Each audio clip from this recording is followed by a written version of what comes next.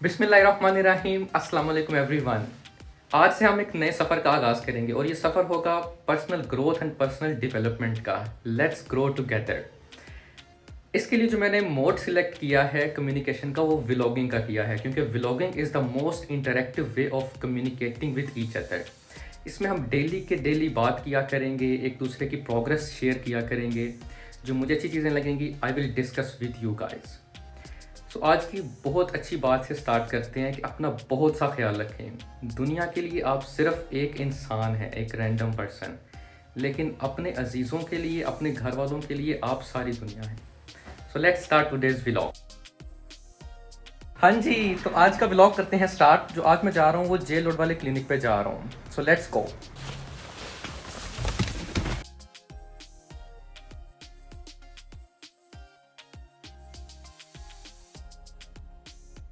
हमने अक्सर देखा है कि पाकिस्तान में एक बीमारी आंखों की बहुत कॉमन है, उसे कैटरेक्ट कहते हैं या मोतिया कहते हैं, राइट। आपने अक्सर देखा होगा गांव में लोगों को मोतिया कहते हैं, मोतिया उन्होंने फुलाने मोतिया उतर है। अब मोतिया की एक नॉर्मल जो कॉमन कॉज है ना, वो धूप है, धूप का एक्सपोजर, डायरेक्ट सनलाइट। तो जब भी आप डायरेक्ट सनलाइट में जाएं, डायरेक्ट धूप में जाएं, तो कोशिश करें कि जो सन ग्लासेस हैं वो लाजमी वेयर किया करें, चाहे वो कोई आम से सन ग्लासेस हों। तो उससे आप अपनी जो आईज़ का रेटिना है उसको प्रिवेंट कर सकेंगे कि उसमें कैटरेक्ट या मोतिया ना हो। तो दिस इज़ वेरी इंपॉर्टेंट कि जो लोग धूप में काम करते हैं या फिर धूप का एक्सपोजर ज़्यादा, तो वो लाजमी कोई भी सन ग्लासेस लाजमी वेयर किया करें।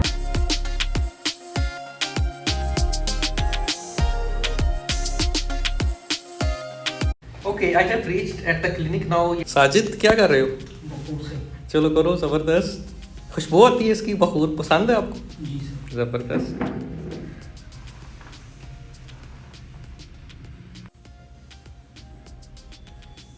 अच्छा, मैं अभी एक पेशेंट से डिस्कस कर रहा था स्किन ग्लो के हवाले से, और वो मुझे कह रही थी डॉक्टर साहब मैंने बहुत से सीरम भी लगाती हूँ, क्रीम्स भी लगाती हूँ, लेकिन मेरी स्किन के ऊपर ग्लो नहीं आ रहा। तो मैंने उनसे पूछा कि आप खाते क्या है, आपकी डाइट क्या है? तो उन्होंने बताया कि जो नॉर्मल घर में पका होता है, रोटी चावल वगैरह, वो मैं खाती हूँ। मैंने उनसे पूछा आपकी प्रोटीन इंटेक कितनी है, वेजिटेबल्स, फ्रूट्स, जूसेस, ये आप कितना लेते हैं? तो उन्होंने कहा ये तो मेरा कोई इतना ज़्यादा इंटेक नहीं है।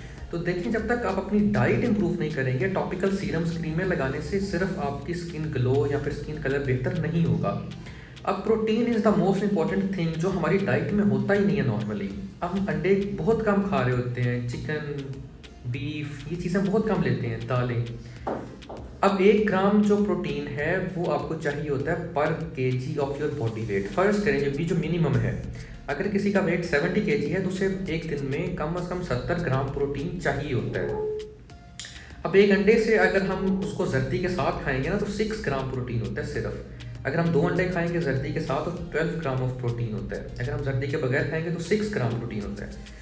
तो इससे आप देखें कि आप कितनी क्वांटिटी में प्रोटीन ले रहे हैं, डेली कंजम्पशन कर रहे हैं।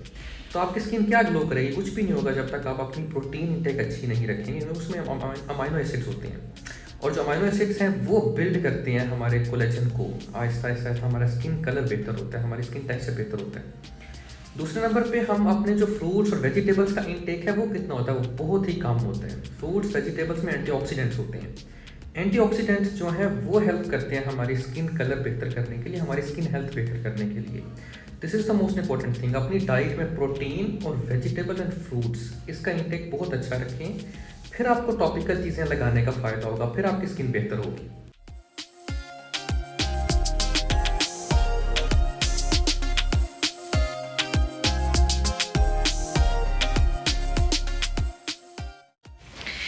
सर अभी आपने कौन सा ट्रीटमेंट किया? ओके, अभी हमने किया माइक्रो नीडलिंग है। Micro needling is a very good treatment. इससे बेसिकली कोलेजन बिल्ड होता है, फाइन लाइंस, रिंकल्स, पिगमेंटेशन ये कम हो जाता है इससे। It's a very good treatment.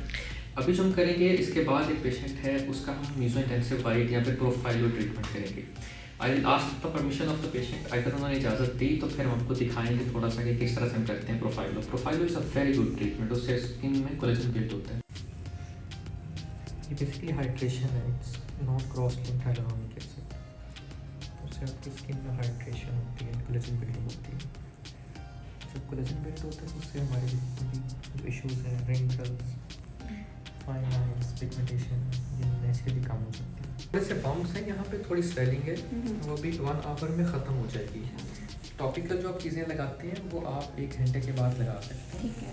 ठीक और है। मॉइस्चराइजर उसी तरह Yes, लगाना उसी तरह से लगाना। ठीक है।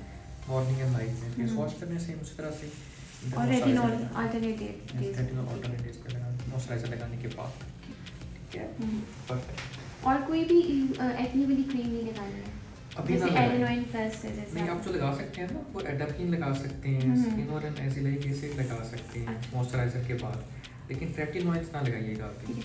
हाँ जी, तो आज का दिन हमारा क्लिनिक पे फिनिश हो गया। I have done all the treatments, consultations and treatments. It was very busy day today, so let's go back to home.